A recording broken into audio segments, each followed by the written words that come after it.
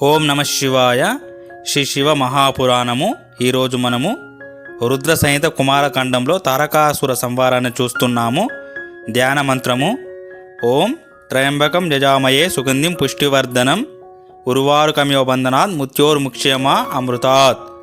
వీరభద్రుడు ప్రమతులతో కూడి శత్రువుల పాలిటై అకాల రుద్రుడై త్రిశూలాన్ని చేపట్టి తారకాసురుని ఎదుర్కొన్నాడు. పోరు ఘోరంగా సాగుతుంది. త్రిశూల, పరశు, పట్టిస, ముసల, ముద్గర, ఖడ్గ, తోమరాలతో పరస్పరం హింసించుకుంటున్నారు.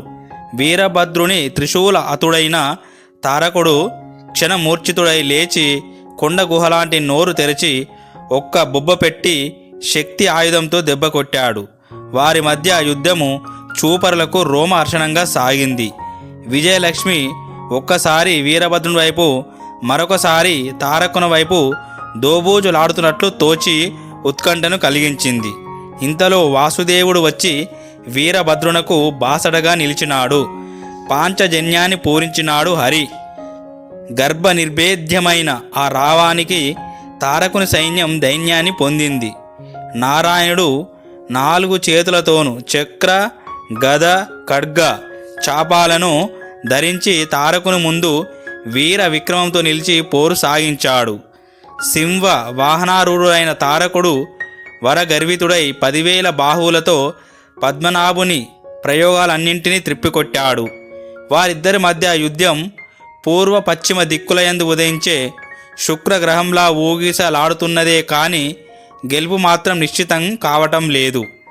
ఇక కాలహరణం చేయడం మేలు కాదని తలపోసిన బ్రహ్మగారు కుమారస్వామిని సమీపించి ఇలా ఉపదేశించాడు. కుమార, గుహ, విష్ణు తారకుల మధ్య ఈ యుద్ధము శోభించటం లేదు. నా వర ప్రభావంచే దుష్టుడు ఎవరి చేతిలోనూ చావడు. శివ తేజోద్భవుడైన నీ చేతిలో తప్ప. నీ జన్మ కారణం అదే. పూర్వం వీడు దేవతలందరినీ జయించి విష్ణువును కూడా బెదిరించాడు. కుమార, వీడెంతటి వాడంటే పనాగ్రం మనులచే ప్రకాశించే తక్షక, వాసుకి, కర్కోటాకాదులను రాచమార్గంలో దీపస్తంభాలుగా నిలబెట్టాడు. వీడి రాజధాని నగరంలో ఎంత ఎండ కాస్తే పద్మాలు వికసిస్తాయో అంత మాత్రపు ఎండను మాత్రమే కాస్తాడు బాణుడు. రాకా శశాంకుడు వీడికి శృంగార దీపము. ఈ దిక్పాలకులంతా దిక్కులేక ఎలా పడి ఉన్నారో చూడు. నువ్వు రక్షణగా ఉన్నావనే ధైర్యంతోనే దేవతలే యుద్ధానికి దిగారు, లేకపోతే వచ్చి ఉండేవారు కాదు. ఇక జాగుసేత మేలు కాదు.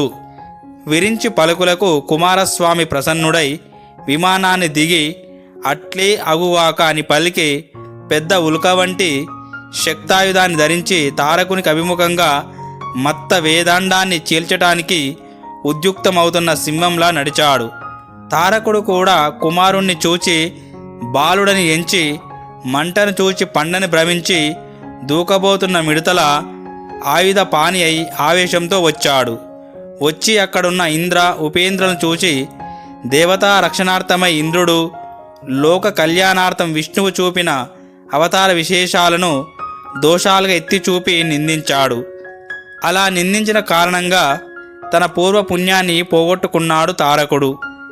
అలా నిందించిన తారకుని చూచి కోపాన్ని ఆపుకోలేక బిడౌజుడు వజ్రాయుధంతో బలంగా కొట్టాడు.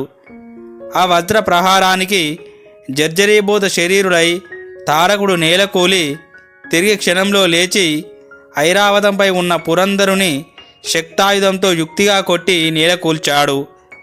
అంత్యకాలం సమీపించిన తారకుడు ఆ సమయంలో మహాక్రోధం కన్నుల తాండవమాడ దేహస్మృతి మరచి దుఃఖదము, స్వనాశ కారణము, ధర్మ విరుద్ధమైన అకార్యాన్ని ఆచరించాడు. 32 దేవతా కోటి కిరీట మణిరంజిత పాద పంకేరుహ శోభాయుక్తుడైన నిర్జర సార్వభౌముణ్ణి నిర్దాక్షిణ్యంగా వామపాదంతో తన్ని అతని చేతిలోని వజ్రాన్ని పెరికి దానితో అతనినే క్రూరంగా ప్రహరించాడు. విష్ణువుతో కూడి అమృతాంధసులందరూ ఆహాకారాలు చేశారు. అచ్యుతుడు, వీరభద్రుడు తారకునిపై పరాక్రమించారు, కానీ అది వ్యర్థమే అయింది.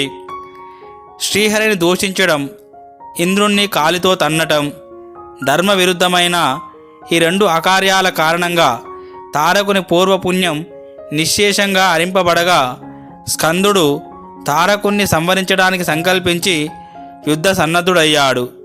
దేవతలు జయ జయ ధ్వానాలు చేసి స్తుతించారు. అప్పుడు సర్వభూత భయంకరమైన రణం సాగింది. వీరులైన వారిద్దరూ కూడా వైతాళిక, కేచర, పాపంత ఇత్యాది యుద్ధ గతులను ప్రదర్శిస్తూ శక్తితో శక్తిని ప్రహరిస్తూ నివారిస్తూ కొద్దిసేపు వీరనాట్యాన్ని చేశారు.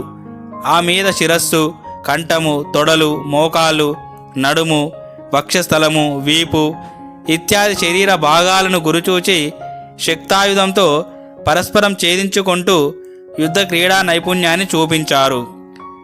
వారిద్దరూ వీరనాట్య విశారదులు, రణక్రీడా నిపుణులు కనుక పదాతుల అనేక చారీకరణ ఖండ మండల గతి ప్రచారములతో చూపరులకు ఆహా పుట్టిస్తూ బాహుయుద్ధం చేశారు.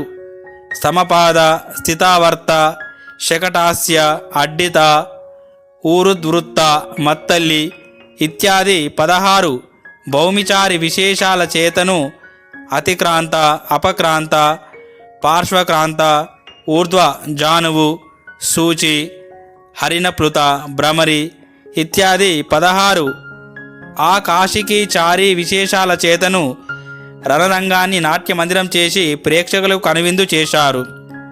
ఆపై చారుల సంయోగంచే పుట్టిన కరణాలను ప్రదర్శిస్తూ మండలగతి ప్రచారాన్ని నిర్వహిస్తూ బాహుయుద్ధం చేశారు. భ్రమర, ఆస్కందిత, ఆవర్త, అడ్డిత, శకటాస్య ఇత్యాది 10 భౌమీ మండలాలను అతిక్రాంత, విచిత్ర, లలిత సంచర, దండపాద, లలిత, క్రాంత ఇత్యాది 10 ఆకాశక మండలాలను నేర్పుతో ప్రదర్శిస్తూ యుద్ధం చేశారు. వారు ఉభయులు అనేక గది ప్రచారాలను చూపించారు. ఉత్తమ, మధ్యమ, అధమ ప్రకృతి గది భేదాలను, సమగతి, మిష్టగతి, మధ్యమగతి భేదాలను ప్రదర్శించారు. రౌద్ర, బీభత్స, వీర, రసభేద గతులను, దేశానుసారులైన గతులను, శాస్త్ర ప్రామాణ్యాన్ని, లోక ప్రామాణ్యాన్ని అనుసరించి చూపి శస్త్రయుద్ధాన్ని, బాహుయుద్ధాన్ని కూడా చేశారు. సకల దేవతా సమూహం ఆ సమయంలో విస్మితులై రెప్పవేయకుండా చూశారు. అంతవరకు యుద్ధాన్ని క్రీడగా భావించి తారకునితో యుద్ధ క్రీడ సలిపిన కుమారస్వామి ఆటను కట్టిపెట్టి తారకుని మట్టుపెట్ట తలచి శక్తాయుధాన్ని మహావేగంతో దూసుకొస్తున్న ఉల్కాపాతంలా ప్రయోగించాడు. ఆ విసురుకు అసురుడు అసువులు విడిచాడు. ఈ విధంగా లోక విదారకుడైన తారకుని కుమారకుడు పరిమార్చిన వేళ లోకపాలకుల శోక ముగిసింది. దిక్పాలకుల దేహ స్వాస్థ్యం సమకూరింది. వేల్పుల వెతలు తీరాయి. వేల్పు వెలదుల చెరలు వీడాయి. పన్నగుల విన్న బాటు తొలగింది. కిన్నరుల బన్నాలు తప్పాయి. అప్సరసలు ఆపదలు గడవగా అలంకరణపై శ్రద్ధ చూపారు. విద్యాధరులు సద్యోజాత హర్షంతో కేరింతలాడారు. గంధర్వుల బంధాలు ఊడాయి. గుహ్యకులు బాహ్య సంచారులయ్యారు. యక్షకులకు అధిక్షేపాలు తప్పాయి. పితరుల భీతి సద్దుమణిగింది. వసువులకు అసువులు నిలిచాయి. రుద్రులకు ఉపద్రవం తప్పింది. తాపసులకు ఆపదలు కుందాయి.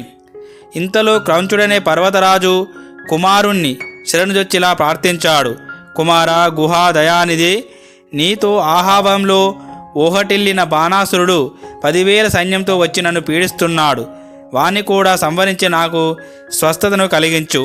వెంటనే భక్తపాలకుడైన స్కందుడు మనసులో శివపార్వతులు స్మరించి బాణాసురునిపై శక్తాయుధాన్ని ప్రయోగించగా అది వాని సేనను త్రుడిలో పరిమార్చి షణ్ముఖుని వద్దకు చేర్చింది. క్రౌంచుడు హర్షంతో గృహాన్ని చేరుకున్నాడు. కుమారుడు శంకరుని ఆనందం కొరకు ఆ స్థలంలో ప్రతిజ్ఞేశ్వర, కపాలేశ్వర, కుమారేశ్వర నామాలతో 3 లింగాలను స్థాపించాడు. అంతేకాక జయస్తంభ సమీపంలో స్తంభేశ్వర లింగాన్ని కూడా ప్రతిష్ఠించాడు. విష్ణువు మొదలుగా దేవతలందరూ ఈశ్వర లింగాలను స్థాపించారు. అదే సమయంలో శేషుని కుమారుడైన కుముదుడు రణరంగం నుండి పారిపోయి వచ్చి తనను బాధిస్తూ ఉన్న ప్రలంబాసుని గూర్చి కుమారునితో విన్నవించగా వాణ్ణి కూడా శక్తాయంతో నేలకూల్చాడు స్కందుడు. ఓ మునులారా, ఈ కుమార విజయగాథ పరమ పవిత్రమైనది. ఇది సర్వ పాపహరము, సర్వకామదము, భుక్తిముక్తి ప్రదము, సకల తాపహరము. ఓం శాంతి శాంతి శాంతి. హరి ఓం తత్సత్. సర్వం శ్రీరామకృష్ణార్పణమస్తు. తరువాత విష్ణు బ్రహ్మాది దేవతలంతా కుమారస్వామిని కార్తికేయుని స్తుతిస్తారు. చాలా అద్భుతంగా ఉంటుంది ఆ ఘట్టము.